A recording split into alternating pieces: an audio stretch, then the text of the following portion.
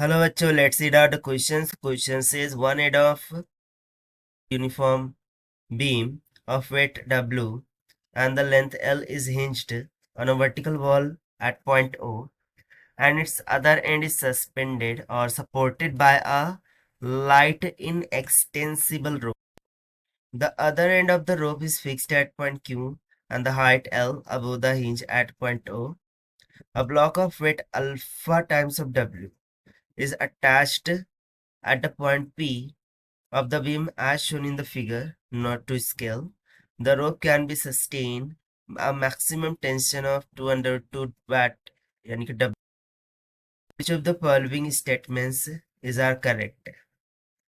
So, यहाँ पर आप देख सकते हैं कि एक बीम है, ठीक है, उसको जिसका वेट हमें W के बराबर दे रखा है और लेंथ L की इक्वल है, उसे हिंज्ड कर दिया जाता है at a fix point O to the wall, और जो अदर एंड है यानी कि P पॉइंट, उस पर एक लोड को इस तरीके से हैंग आउट कर जाती है थ्रू आउट द स्ट्रिंग, जिसको अल्फा टाइम्स ऑफ W के इक्वल बोला जा रहा है, और जो स्ट्रिंग है जिसको वॉल में बांधा गया है वो एट पॉइंट Q फिक्स किया गया है। यदि रोप सस्टेन कर लेता है मैक्सिमम टेंशन जो कि है 2/2W के बराबर, सो हमें करेक्ट स्टेटमेंट चूज करनी है। तो देखिए फर्स्ट स्टेटमेंट में बोल रहा है कि जो vertical component of reaction force है at point O does not depends on alpha, यानी कि अल्फा पर डिपेंड नहीं करता। सो हमें सिंपली इसका रिलेशन फाइंड आउट करना होगा। तो चलिए फिर देखते हैं हम सोल्यूशन से, but before of its let's talk about the key concept which we are going to use here for this question. So यहाँ पर हम simply torque का formula use करेंगे.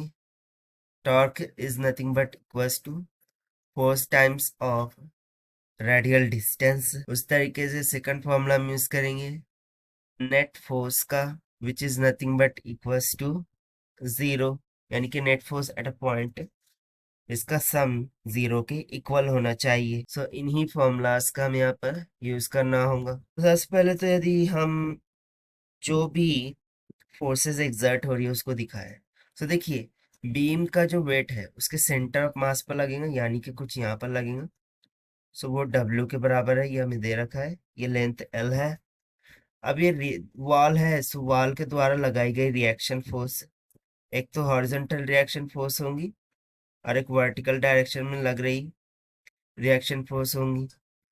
Tension in the string upward direction में हो जाएगा T, while because of weight of this block downward direction में जो फोर्स लग रही होंगी वो RW हो जाएंगी। सो इस तरीके से हमने डायग्राम ड्रॉ कर लिया, free body diagram. The rod is in equilibrium position, so therefore जो नेट टॉर्क होगा must be 0, net torque is 0 about the point O। So at point O हम नेट टॉर्क का फॉर्मूला लगाएंगे और उसको हम इक्वेट कर देंगे 0 से। तो सबसे पहले तो हम बात करेंगे इस वेट के लिए, W के लिए। सो फोर्स क्या हो जाएंगे, W multiply by radial distance. So W का O से डिस्टेंस कितना है, सो कंप्लीट लेंथ L है, सो O से यहाँ तक का जो डिस्टेंस है वो L/2 हो जाएगा। सो सिंपली हो गया L/2 प्लस में सेकंड फोर्स है ब्लॉक वाली जो कि अल्फा W के बराबर है, उसका डिस्टेंस O से कितना है, L के बराबर है। This must be equals to तीसरी फोर्स है टेंशन। ना हम यहाँ पर मान लेंगे कि जो है वो 45 डिग्री के इक्वल है, ठीक है, ये एंगल 45 डिग्री के इक्वल है। तो टेंशन के दो कंपोनेंट हो जाएंगे, एक वर्टिकल और एक हॉरिजॉन्टल। तो जो वर्टिकल कंपोनेंट होगा वो हो जाएगा T कोसाइन ऑफ 45, और कोसाइन 45 वो किसके इक्वल होता है, कोसाइन 45 बोलिए या फिर साइन 45 बोलिए, दोनों का ही मान क्या होता है 1/√2, यानी कि इसका जो कंपोनेंट होगा वो क्या हो जाएगा T/√2। सो जो वर्टिकल डायरेक्शन में लग रही होंगी वो हो गई T/√2 component of the force multiply by और डिस्टेंस फ्रॉम दैट पॉइंट वो अगेन क्या होगा, एल के बराबर हो जाएगा। सो यहाँ से देखिए दोनों जानिब से एल एल तो कैंसिल आउट हो गया, बचा क्या, W/2 प्लस में alpha into W, this is equals to T/√2। से यहाँ से हमें टेंशन की इक्वेशन मिल जाएगी कि √2 times of W times of alpha plus में 0.5। इसे आप मान लीजिए इक्वेशन नंबर फर्स्ट है ना। इसी इक्वेशन पे बेसिस पर हम यहाँ पर ऑप्शन चेकआउट करेंगे ना। By using the net force formula हम वर्टिकल कंपोनेंट ऑफ फोर्स को इक्वेट करेंगे। सो एन वी प्लस में T/√2 ये इक्वल्स टू हो जाएगा W plus alpha W from equation 1 N V is equals to W plus alpha W और T/√2। देखिए T/√2 इसकी जगह पर हम ये सब्स्टिट्यूट कर सकते हैं। सो उधर जाके क्या हो जाएगा, T/√2 minus of W/2 minus of alpha W. So minus alpha W plus alpha W cancel हो गया, डब्ल्यू में से W/2 चला गया तो W/2 बचेगा। सो vertical component of normal reaction कितना आ गया, W/2। सो इस एक्सप्रेशन से हम समझ सकते हैं कि it does not depends on alpha, that's why option A is correct. यहाँ पे ऑप्शन ए को हम करेक्ट बोलेंगे ना।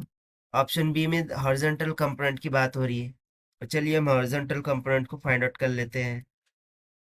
तो जो हॉरिजॉन्टल कंपोनेंट होगा NH, this must be equals to T sine of 45। So again sine 45 कितना होगा, 1/√2। सो ये T/√2 के इक्वल होगा। So this will be equals to W alpha plus में 0.5। ये हमने इक्वेशन 1 से लिखा है। सो यदि मैं इस इक्वेशन में देखूं, so we will say at alpha is equals to 0.05, जो NH है this will be equals to कितना हो जाएगा, W के इक्वल, और जो टेंशन है वो √2 टाइम्स ऑफ W के इक्वल हो जाएगा। सो जो हॉरिजॉन्टल कंपोनेंट है वो W के इक्वल हो रहा है। सो देखते हैं यहाँ पर, the horizontal component of reaction force at O is equals to W। Yes, option B is correct, जब हम अल्फा का वैल्यू 0.5 रखते हैं। साथ ही साथ जो टेंशन इन द रोप है वो 2W के इक्वल होगा for alpha is equals to 0.5। ये यहाँ से इनकरेक्ट हो जाएगा क्योंकि ये तो किसके इक्वल आ रहा है, √2 टाइम्स ऑफ W के। सो ये इनकरेक्ट हो गया, लेकिन बी ऑप्शन करेक्ट हो गया। Now the last D option check out कर लेते हैं। सो उसमें हम बोला जा रहा है the rope breaks if alpha greater than 1.5। So देखिए अकॉर्डिंग टू क्वेश्चन जो मैक्सिमम लिमिट ऑफ टेंशन है वो हमें दे रखा है 2√2 W की। सो टू ब्रेकिंग कंडीशन के लिए जो टेंशन है वो मैक्सिमम टेंशन से ज्यादा होना चाहिए। अब टेंशन का इक्वेशन हमने इक्वेशन 1 में लिख रखा है, उसको हम यहाँ पे सब्स्टिट्यूट करते हैं। सो √2 times of W times of alpha plus में 0.5, इसको ग्रेटर होना चाहिए 2 W से। So, यहाँ से हमें रिलेशन मिलेगा कि alpha will should be greater than to 1.5। इस ऑप्शन को देखिए एंड ऑप्शन डी को देखिए, same thing is stating that the rope break if alpha greater than 1.5। That is why option D भी यहाँ से करेक्ट हो गया। सो कौन कौन से ऑप्शन करेक्ट हो रहे हैं यहाँ से, option A, option B and option D, A, B, D are correct. So this is the required solution. I hope you understand it well. Best of luck. Thank you.